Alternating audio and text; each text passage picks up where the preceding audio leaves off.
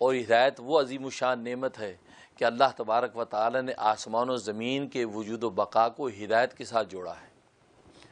جب تک اس کائنات کے اندر ہدایت باقی رہے گی اس وقت یہ کائنات کا وجود باقی رہے گا، اور جس لمحے اور جس گھڑی اس کائنات سے ہدایت اٹھ گئی تو اس کائنات کو فنا کر دیا جائے گا۔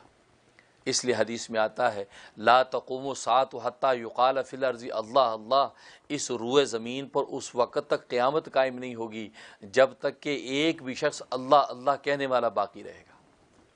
گویا کہ اس کی بھی نماز کا ذکر نہیں ہے، اس کے روزے کا ذکر نہیں ہے، اس کے زکوٰۃ کا ذکر نہیں ہے، اس کی حج عمرے کا ذکر نہیں ہے، صرف ایک زبان سے اللہ اللہ اللہ کے ورد کا ذکر ہے۔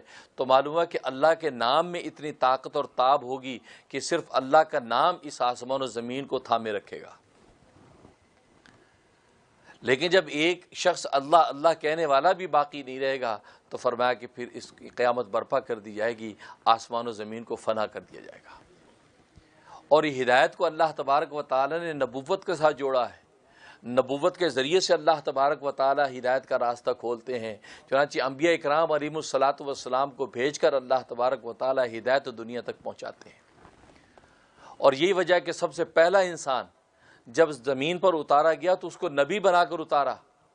مقصد یہ تھا کہ انسانیت کا کوئی ایک فرد بھی ایسا نہ ہو کہ جو زمین پر اترے اور بغیر ہدایت کے اترے، یہ اللہ تبارک و تعالیٰ کو گوارا نہیں تھا، اس لیے آدم کو نبی بنا کر اتارا۔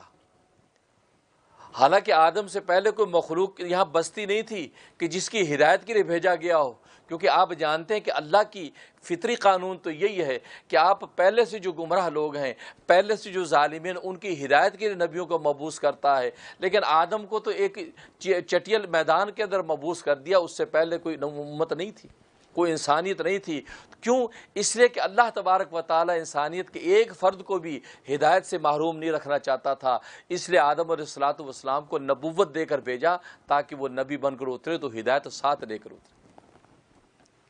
اس سے آپ اندازہ لگائیں کہ ہدایت کی اللہ تبارک و تعالیٰ کی کتنی قدر و قیمت ہے۔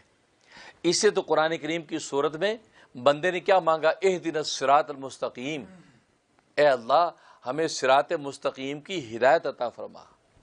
ہدایت مانگی، اور یہاں کہا اہدنا، ہمیں ہدایت عطا فرما، جمع کا صیغہ فرمایا، مفرد نہیں فرمایا کہ اہدنی، مجھے ہدایت عطا فرما۔ تو بظاہر یہاں سوال پیدا ہوتا ہے کہ بھئی ہدایت مانگنے کا مطلب تو یہ ہے کہ یہ شخص ابھی تک ہدایت سے محروم ہے، اور جو ہدایت سے محروم ہوتا ہے ظاہر ہے کہ وہاں گمراہی اور ضلالت ہے۔ تو یہ عنوان انسان اپنی ذات کے لیے تو اختیار کر سکتا ہے کہ اہدینی، کہ مجھے ہدایت عطا فرما، میں گمراہ ہوں، میں گناہ گار ہوں، مجھے سیدھا راستہ دکھا دیں، لیکن دوسروں کی طرف گمراہی کی نسبت کرنا تو اس کا حق نہیں بنتا، کیونکہ اہدینا میں تو یہ کہہ رہا ہے کہ ہم سب کو ہدایت عطا فرما، تو گویا کہ وہ یہ کہنا چاہتا ہے کہ کسی کے پاس بھی ہدایت نہیں ہے، سارے گمراہی کے راستے پر ہیں۔ تو یہ ایک برا عنوان کسی دوسرے کے بارے میں کہنے کا تو اس کو حق نہیں پہنچتا۔ ہاں اپنے بارے میں کہہ جی اللہ مجھے ہدایت دے کیونکہ میں گناہ گار ہوں۔ تو یہاں اہدینا جمع کا صیغہ کیوں استعمال فرمایا؟ یہ سوال آپ کو سمجھ میں آ گیا؟ آپ بیدار رہیں گے انشاءاللہ باتیں سمجھ میں آئیں گی۔